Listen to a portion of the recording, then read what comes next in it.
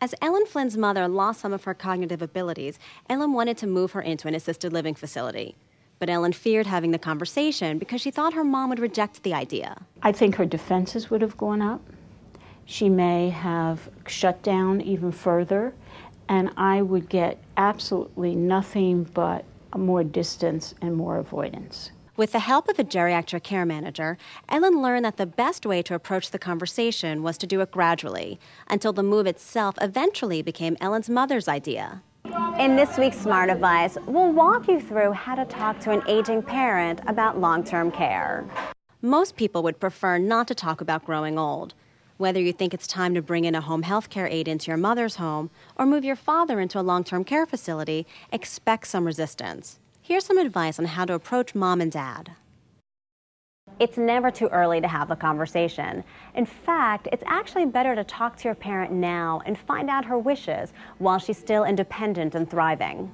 VIVIAN STADEL is a geriatric care manager based in New York City. Stay open to the opportunity to have that discussion around the kitchen table, if you will, to establish a relationship with their doctors, perhaps with their permission, to get the appropriate documents. Also, find out what type of care your parent can afford. And if your mom has a long-term care policy, ask where she keeps it.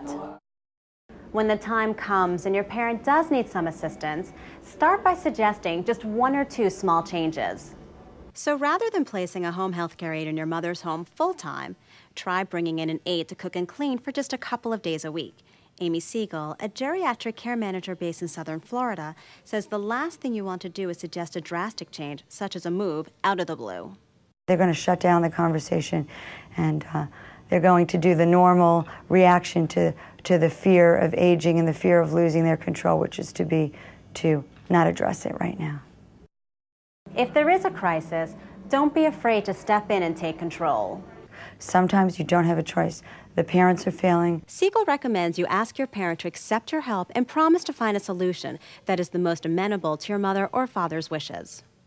Finally, if you expect resistance, consider bringing in a professional to help talk with your parent. Some nursing homes and assisted living facilities may offer to help with the conversation. Just remember, they need to fill beds and they may not present all of the available options. For more smart advice on elder care, check out smartmoney.com. For SmartMoney TV, I'm STACEY Bradford.